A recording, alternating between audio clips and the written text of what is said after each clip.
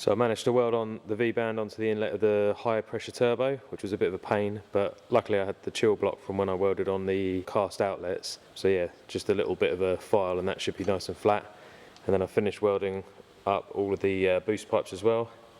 And I've just given them a quick once over with the Scotch-Brite, and I think that looks pretty cool, just with a sort of satin, slightly brushed finish. So yeah, obviously this one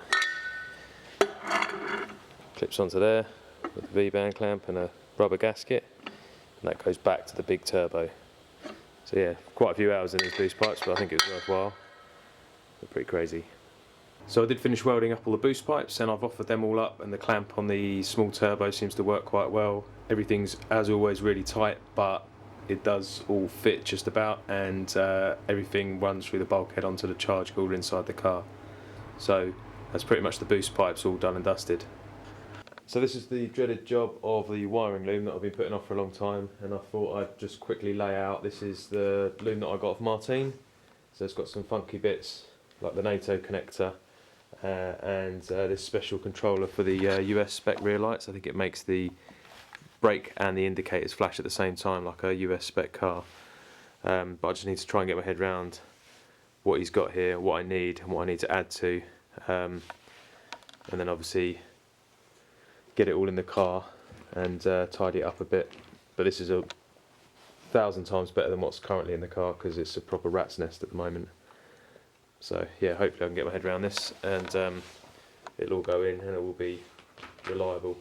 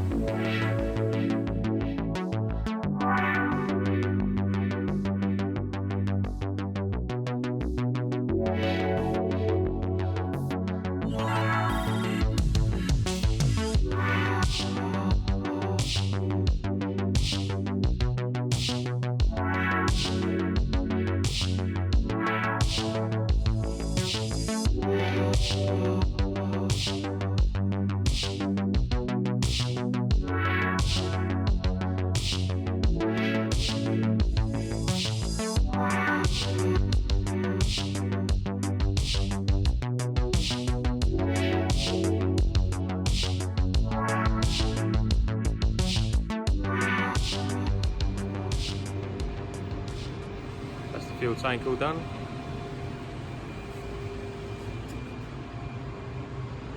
Good as new. And this is the 3-inch downpipe slowly taking shape, and as you can see it's super tight on everything.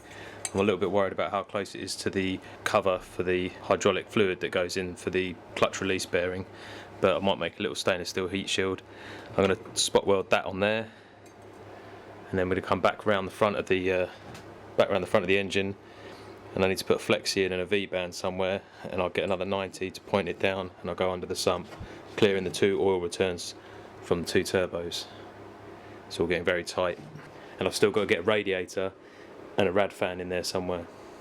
Okay, so annoyingly this bracket bolts onto the back of the gearbox, but it's super tight with the cables almost, well, pretty much touching the steering rack, and also the way that they got a route through this hole, they're really sort of bound up. So I'm just going to lock this in half and then reposition the mounting bracket on the sort of base plate further up, and hopefully that'll free it up a bit and get it off the steering rack.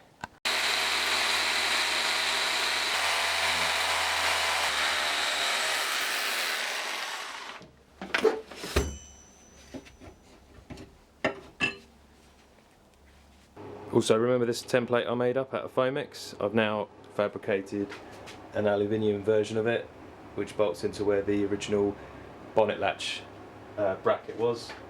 And the intention is, once I've drilled these holes out, I'll have the brake and clutch reservoir bottles mounted into there, and then I can drill through into the scup panel and run lines down onto the pedal box inside the car.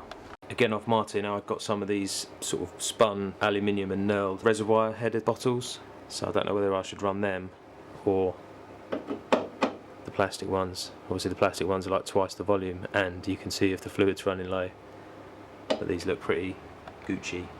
Let me know what you guys think.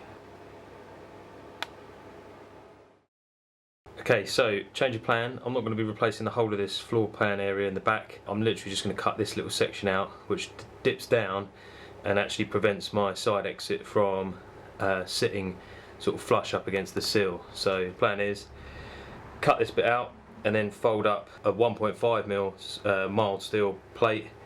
I'll put some bead rolled bits in it and then trim it all up and weld it into the floor pan, giving me a little sort of tunnel bit to run the side exit boom tube thing through.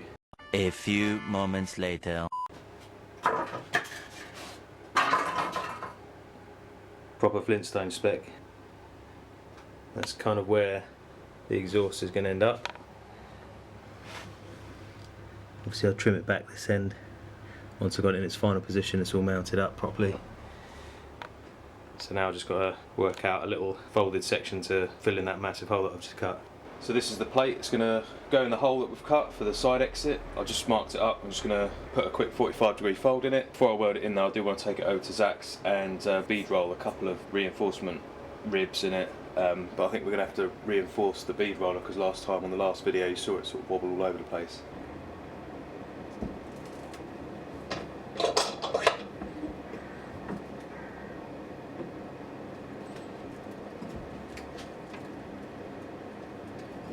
So that's the folded section offered up in the hole. I've just cleaned up the edges and marked where I want to put the bead roll bits that will kind of line up with the existing swaged pieces in the current floor pan. So yeah, once I've done that, I can offer it up, weld it up, and then a bit of seam sealer and a lick of paint, and then hopefully the exhaust will slide out the side and sit high enough up, tight on the sill. Also, kind of offered up the gear tower and run the cables through. I've modified the bracket, I'll show you that in a minute, and now I can get all the gears. So that's all looking good. Need to find an original Mark 1 Fiesta gear knob, if anyone's got one. I hope they're M12, but I like the sort of base spec, little, looks like a black egg. So if anyone's got one of them, hit me up and I'll happily buy it off you. And that's the bracket modified. Just come around here. You can see where I cut it, and I've raised it up, and I've had to weld in sort of a little 5mm fillet piece because this bracket's actually pushed up 5mm more. So we're off the steering rack. But the next problem, which is an inherent issue with this car from start to finish, is my gearbox brace now won't go in my hole because it will hit on here. So I'm gonna have to re-engineer this piece. Not that the car probably needs it, but as I had one before, I probably want to run one again just to prevent any front to back movement, help support the engine. Then I need to just design a little cover panel that will bolt onto here and hold these two cables at the right angle. I've also drilled out the back boot rad mount and fan shroud, so I'm going to put some M6 rib nuts in all of the lip on here and the floor panel. Once I've mounted all of the swirl pot, catch tank and pumps and everything in the back, then I'll give this all a clean up and just a quick rattle can to get it all back in the right colour and make it look half decent. So these are the world's most complicated bonnet pin platforms, 2.5mm alley, swaged holes in, and I've just been bolting them in the corners of the engine bay, and the front one just goes just above the headlight.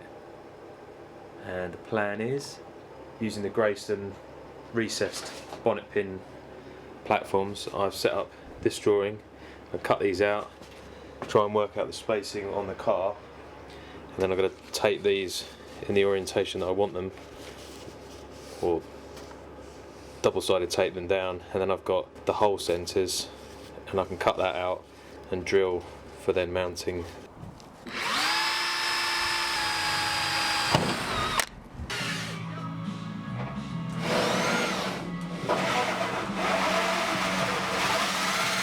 So the little hole's cut. I need to try and dig out a 2.5 inch larger hole saw, and then I'll just zip them up with a Dremel or a small wheel on the grinder. I think I'm just going to put riv nuts in there or pop rivet the recesses in. Well, that's it for another video. Thanks again for watching. Don't forget to check out, I've just uploaded a new FPE site with the Finkler's Iron Horn design and the old cartoon FPE t-shirts. I've also got snapback caps and some stickers and stuff, so feel free to have a look at that stuff. Also, don't forget to check out the latest Classic Ford magazine. As I said, I always do updates and write-ups on the projects that I'm doing with the Fiesta and the Sierra. Until next time, I'll see you guys later. Take it easy.